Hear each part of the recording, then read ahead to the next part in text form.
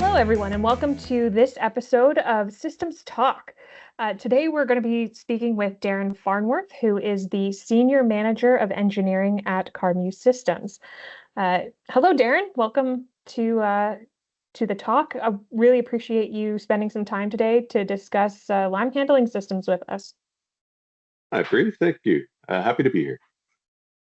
So, before we really jump into the details of design, I just want to set some foundations for the folks who are listening. Can you talk about some of the primary components of a lime handling system? Sure. When we talk about line handling systems, we break it down into 7 different sections. We talk first about getting it out of the truck. Second, we're going to get it into some sort of storage and handling, so usually a silo. And with that comes all of the various jewelry that is needed to keep the silo running, level instruments, bin bed filters, lights, heaters, doors, etc. Once you've got lime into a silo, your next challenge is to get it out. So at that point, we need to talk about flow promotion, whether we do that through aeration or activation, depends on the material, decision points we need to make. And then once it's out of the silo, we now need to feed. So we're talking about some sort of feeder, whether that be volumetric or loss in weight, ranging from screw conveyors to rotary valves, even weight belts at times. And then from the feed point, now we're into the fun part. We're going to slake. So we have a slaker, or in the case of hydrated lime, it's just a mixer and a mix tank. From the slaker and all of its accessories, screens, scrubbers, fans, etc., we then have a storage system, a slurry storage system, generally a large tank with an agitator. And then finally, we have a set of pumps to pump it to process. So that's generally the boundaries of a system. When we talk about a lime system, we're going to get it out of the truck through to pumping it through to your process. And so when we talk about that system as a whole, what are some of the things that you face as challenges when you design a system for a particular customer or a particular site? Yeah, it's I'd say the biggest challenge we face is really digging into what the customer's actual needs are. When people come to us with a request, we get some variation of pre-selection of equipment or and process needs. And what I usually say to people when they're asking me is I say, hey, get to us earlier than that. Just start with your process needs, and your process needs can be very simple. It is really just a matter of how much throughput do you need, how much lime are you planning to consume, and roughly how much do you need to store on site. And probably the only other thing we maybe want to put into there is, and this becomes a bit of a conversation, is how much slurry storage you need sort of once it's been slaked. You start really with that process need. We can help you pick the right pieces to go around it. What often confuses us when we get a request for quote or a request for proposal is that it'll come with some pieces pre-selected, and it's unclear at times whether or not that's because there is a preference or a need, which we can accommodate, or if it's just someone making some assumptions along the way. So I think probably our greatest challenge is definitely understanding what the assumptions are. And speaking of those assumptions, do you think that they are just coming from historical experience, from systems that have been implemented in the past, or is this something that the customer or the client comes in with that requirement of using a specific vendor for a part or a Right. piece of the system? Yeah, and that's therein lies the challenge, right? Because often what happens is someone will have had an experience with a lime system at another plant, or if we're working with an EPC, they may have a spec that they used on a previous system a couple of years ago, and they'll go, "Oh, well, this is we've done a lime system before. It'll look like this." But there's so many variables in a lime system that the one that you did for one client or one plant will look very different at the next plant. So that's the part that we're struggling with, right? Is to figure out, is it a client preference? Sometimes they're like, hey, we want this type of pump because that's the kind of pump we use all over our plant. If the pump works, we're happy to accommodate. We're not a pump manufacturer. But at other times it's just an assumption. Well, we've done this once before. It must be like that. What I say is, hey, the reason our company exists, the systems business exists, is because people don't do this every day, right? If everybody had a Lime system on every system they ever built, they wouldn't need someone like us. They'd have their own in-house expert. So we do this every day. Even a really big engineering firm may only do this once or twice a year. So rely on the experts. It's my advice. Do you think that there's any additional obstacles to come over? Because in a lot of heavy industry applications, a Lime system is not really the primary system. It's sort of secondary for the process. Mm-hmm. What do you most run into when having those kinds of conversations? Because it's not sort of the core piece of the puzzle, so to speak. Yeah, it's very much a challenge for Lime systems around the world is that they're a secondary system, often to another secondary system, right? We may be a secondary system to a pollution control system. They're not, the business that we're working at isn't in the business of controlling pollution. They're in the business of making gold or making power or treating water. So we're often forgotten. We're the last piece. We're left behind, which has its implications on maintenance. So if you're thinking about it from the design perspective, you want to make sure that we're designing a Lime system in a way that it can operate independently as best we can. So when it does get forgotten and neglected,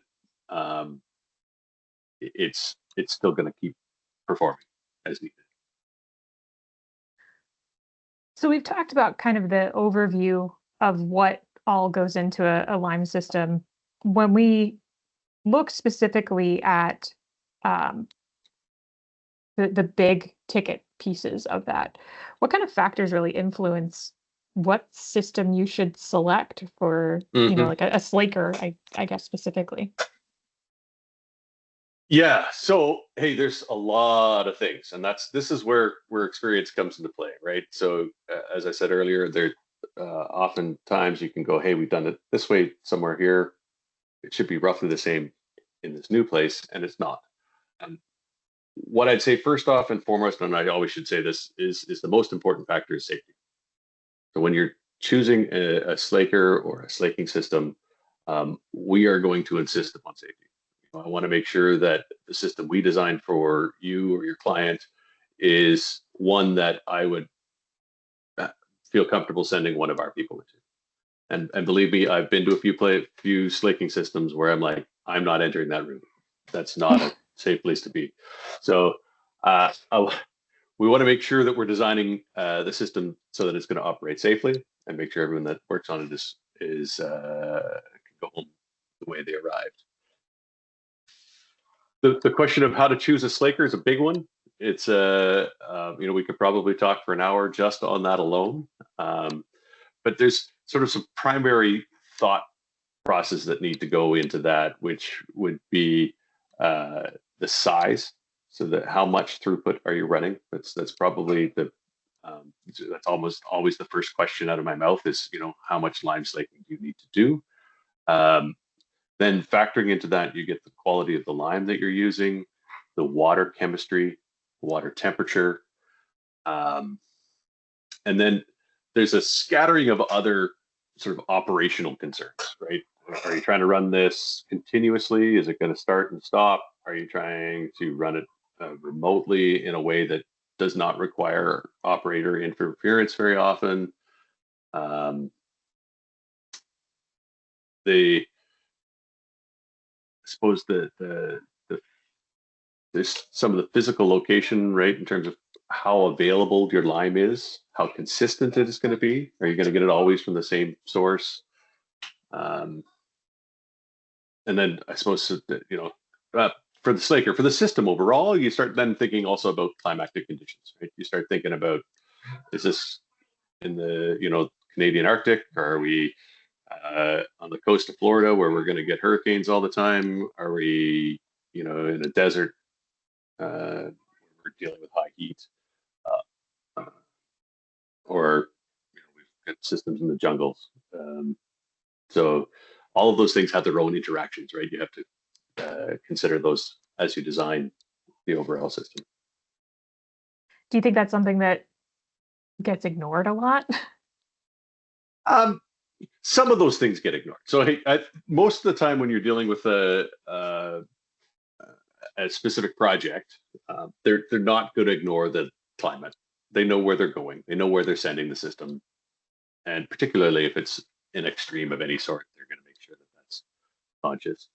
What I think does get ignored a lot is the water chemistry, which is understandable, particularly if you're dealing with a greenfield plant. You don't have the water yet. You don't know what it's going to be. You're working from a spreadsheet. And the lime chemistry, lime quality. And those two things really do have an impact on what type of slaker you choose. So, and they often get left to the last to decide. So just to kind of focus on that for a second, what about those two things, the water quality and the lime chemistry, would be such a deciding factor for this slaker type? Yeah. So let's start with lime. In North America, we're blessed with some really good limestone sources. So we tend to have very high quality lime at most of the facilities that we're doing here in North America. When you start getting outside of the prime lime producing areas, South America in particular, you wind up with some very poor lime quality. And by poor lime quality, I mean that it's starting with a stone that has a bunch of other stuff with it. So it's not a very pure stone. So you wind up with a whole bunch more grit than you normally would deal with. So if you're using poor quality lime, let's say an 80% CaO availability, that means you've got 20% of other stuff that you're feeding into your slaker that you're going to need to deal with. So that's an important consideration. In these cases, we tend to think grinding mill because we want to grind that up, get it out of the way. The other consideration for water chemistry is we're principally looking at sulfates and sulfites, basically sulfur in the water. Sulfur in the water will react with lime to form gypsum, and gypsum forms a coating around the lime. So as that lime is reacting, if it builds a gypsum coating around the outside, we find that the water can no longer get in to continue the reaction. So that's our principal concern when we're looking at water chemistry. There's a few other actors that can cause some trouble. Boron has some weird effects if you leave it for long enough, and chlorides actually speed up the reaction a little bit, but they also consume lime. So we want to make sure we're having a quick look at the chemistry before we get too far into things. And is that something that you guys test for? We do, yeah, we can. There is Carmeuse runs an innovation center in Pittsburgh where they have a whole raft of testing equipment and lab equipment, so we can take the lime that you plan to use and the water that you plan to use, or we can create a fake version of the water you plan to use and run some tests. We can run some slaking tests and let you know what the results may be. But oftentimes we can do it just by looking at the specifications you're working with. So for these slaking systems, I mean, they're really built to run for decades. So I know you've probably seen some old beasts that are still churning. There are. How has technology kind of played a role in impacting design and operations of these systems over your tenure and some of the systems that you've seen over the years? Yeah. So the slaking lime itself hasn't changed much. right? We're still just combining water and calcium oxide to form calcium hydroxide. So the chemistry hasn't changed. What has changed, I think probably most impactfully, has been the controls. So it was interesting as you're saying, hey, you've probably seen some ancient machines out there.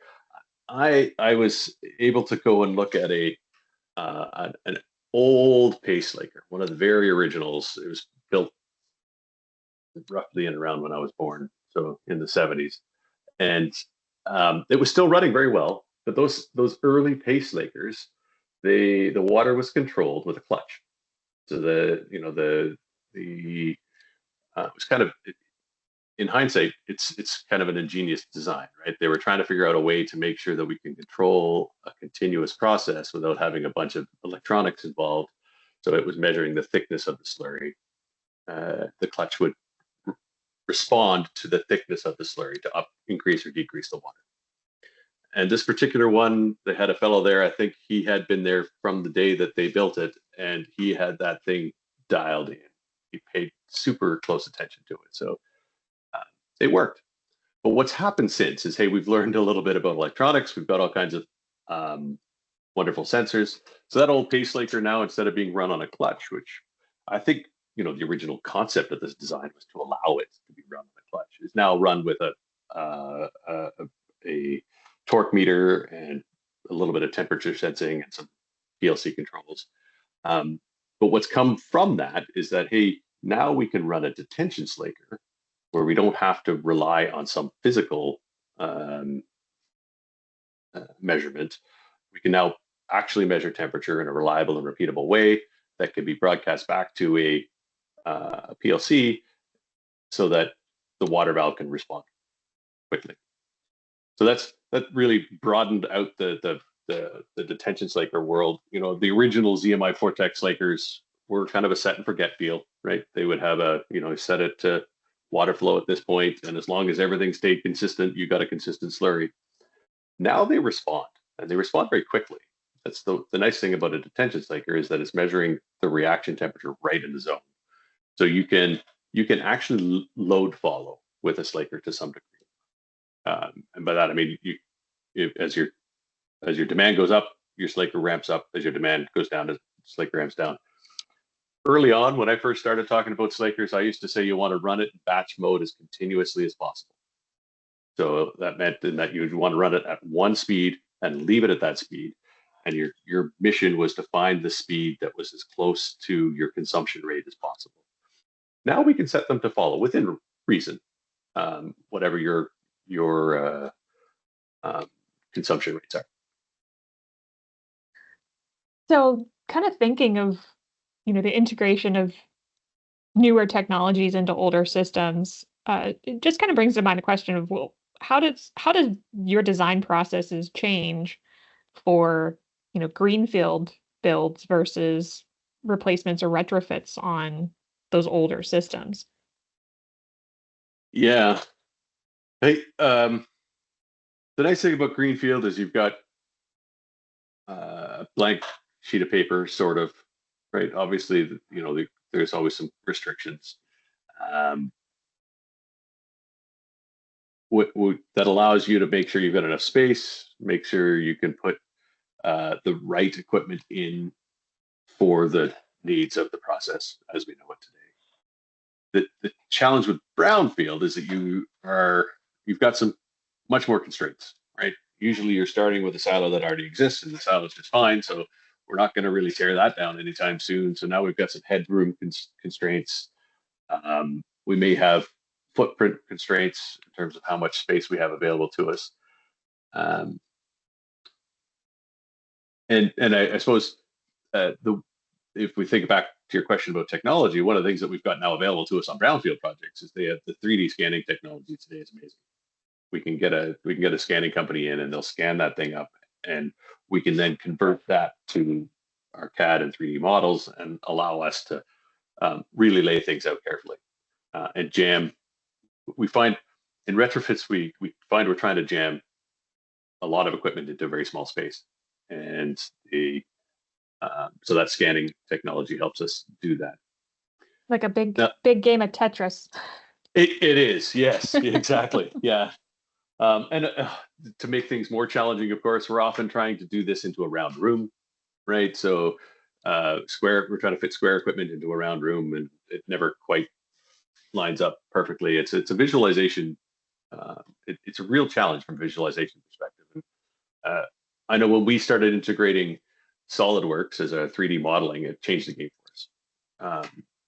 Orthographic projection of sort of the classic 2D model is it's hard to visualize, particularly because the wall isn't clearly defined when you're looking at it in plan or pardon me, in cross section. Um, just go back briefly to the brownfield. The one thing that we do have to our advantage in brownfield is we understand the operating conditions way better. We know what their water is. We know what their lime supply is. We've got all of that stuff is well defined. So it's much easier to select the right equipment for a brownfield plant. Gotcha. What are in both of those scenarios, what are some of the things that get overlooked by engineering firms when they're designing a system like this? I mean, obviously, Carmeuse Systems is specialized and has Yeah. a long history of building and designing these lime handling systems. Yeah, I'd say, hey, there's a few things that get overlooked. Dust control is one. So the dust. Let me say this. There's dust control and flow promotion are the two most commonly overlooked things. And I can say this because whenever I go visit a site, I will look around the operations room or the silo, and I will find an old facility. Hopefully not one of ours. I will find two things. I will find a rubber hammer.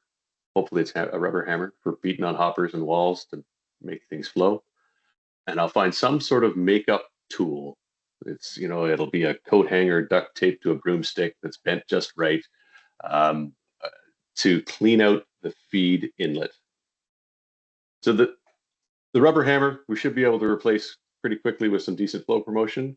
That made up tool that they use for cleaning out that feed point going into the tank, that one's a bit more tricky because really what's happening there is that the lime, as the lime comes into the tank, it's meeting or tank or slaker, it's meeting water vapor that's coming up from the slaker. The slaker's running hot, 185 Fahrenheit, 85 degrees Celsius, somewhere in that range. And when it's running hot, it's creating water vapor. That water vapor works its way up into the feed chute, meets lime, and it plugs and it gradually builds up. So I'd say the biggest innovation on the slaker side, outside of controls, is really putting proper ventilation on them. So the old versions use some form of an aspirator where they would spray water and try and induce flow of air. Now we put a fan on there, and it's a specialized fan. It's a Venturi fan that allows means no moving parts are connected with the airflow. So we put a fan on there, but of course, as soon as you put a fan on something that's in a dusty environment, you're going to be pulling dust into that. So we have to put a scrubber upstream of that fan to make sure that we aren't blowing dust outside and getting ourselves in trouble with the EPA, etc. So that scrubber combined with the fan really helps make sure that we've got airflow coming away from that feed inlet, so that any of that water vapor doesn't work its way up in there and start that buildup. In addition to that, we have added we call it a wetting bowl, and it is essentially a water bowl. The analogy we used to use is a dentist bowl, but even I never had a dentist bowl when I went to a dentist. So I don't know if anyone knows what that really is, but you create a swirling motion of the water going into in a bowl, and then the lime sort of feeds down the middle. And what that does is it creates a water curtain as the lime gets fed into the slaker. So again, prevents dust from finding its way and building in places. So yeah, dust control, flow promotion. And I'd say probably the last thing that gets overlooked, and I hinted at this earlier, is the lime properties. Lime is if you're looking at it on paper, calcium oxide seems like it's consistent, but believe me, every plant, every lime source produces a lime that behaves differently when it starts to be slaked. Um, so as early as you can, start thinking about where your lime supply is going to come from. And this is one of the things that when we became part of the Carmeuse family, was really helpful for us in that we have a ton of people that know lime inside out and backwards working in our company. So we've got a ton of experience. Certainly, anything coming from one of our plants is we've got all of the knowledge we need for. We actually have a very robust knowledge of the lime industry as a whole. We track our competitors just as anyone would, so we know where lime may be coming from at your plant, even if it's outside of our geographically sensible range. And we may have worked with it before. We build systems for plants all over the world. So regardless of where you are, Carmeuse Systems, the systems portion of our business, is often able to help you with that full end-to-end, from lime plant all the way through to lime consumption. It's the full picture. Yeah, exactly. And that's, as I say, that's one of the things that they, it's somewhat commodity.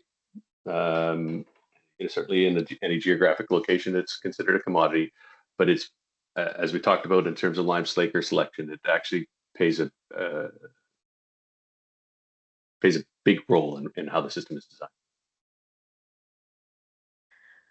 Well, Darren, I think we are coming up on time for this episode. So honestly, just thank you so much for joining us today and sharing some of your knowledge about lime and lime handling systems and design. This has been fantastic to get all of those questions answered. And for any of our listeners, if you have any questions or would like to learn more about Carmeuse Systems, please feel free to contact us by going to systems.carmeuse.com, or you can email our team at salesinquiries@carmeuse.com. And once again, Darren, thank you so much for your time. It's been my pleasure. Thank you, Bree.